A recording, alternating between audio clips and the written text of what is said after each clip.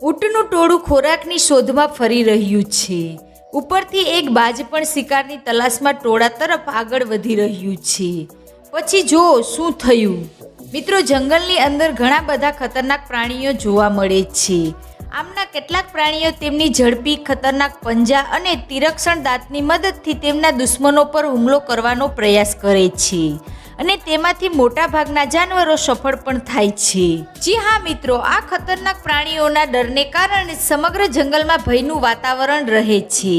પરંતુ મિત્રો, જો તમે એવું વિચારી રહ્યા છો કે જંગલમાં ફક્ત આ જ પ્રાણીઓનું રાજ ચાલે છે તો તમે ગલત છો. કારણ કે આ જંગલમાં કેટલાક એવા પણ પક્ષીઓ છે જે પોતાની તાકાતથી કોઈ પણ પ્રાણીને હરાવી શકે છે, જેમ કે બાજ. જી હા મિત્રો, બાજ એક એવું પક્ષી છે કે તે કોઈ પણ પ્રાણીને પોતાના ખતરનાક પંજામાં ફસાવીને ઉડી શકે છે. બાજ 350 કિલોમીટર પ્રતિ કલાકની ઝડપીએ પોતાના શિકાર પર ઝપટ મારી શકે છે. મિત્રો, અમે એવું નથી કહી રહ્યા કે બાજ આકાશમાં ઉડતું ખૂબ જ ખતરનાક અને શક્તિશાળી પક્ષી છે, પરંતુ આ વિડીયો ક્લિપ કહી રહી છે, જેને જોઈને તમે આશ્ચર્યચકિત થઈ જશો. મિત્રો, વિડીયોની શરૂઆત કરીએ તે પહેલાં એક લાઈક જરૂર કરજો. મિત્રો, અહીં આપણે જોઈ શકીએ છીએ કે જંગલમાં એક છેડે ઊંટોનું ટોળું પોતાની શૈલીમાં લટાર મારી રહ્યું છે.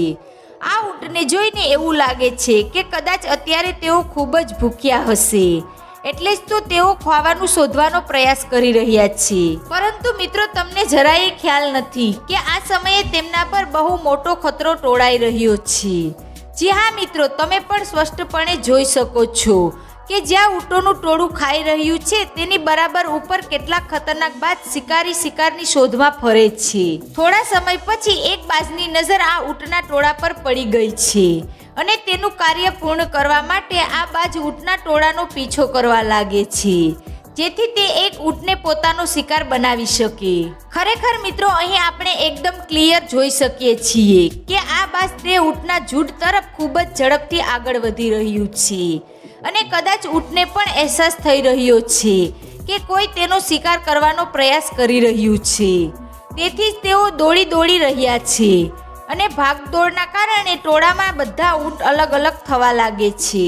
મિત્રો, હવે તમે અહીં એ પણ જોઈ શકો છો કે તે ટોળામાં એક નાનકડો ઊંટ પણ છે જે દેખાવમાં ખૂબ જ નબળો છે. હવે આ બાજ કદાચ તેને પોતાનું નિશાન બનાવવા માંગે છે.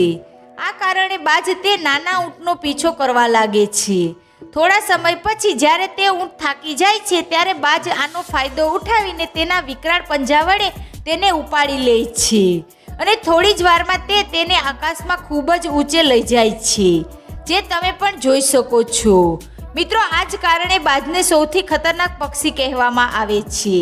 મિત્રો, હવે આ બીજી ક્લિપ જુઓ. અહીં એક બાજની નજર પહાડ પર બેઠેલી એક બકરી પર છે.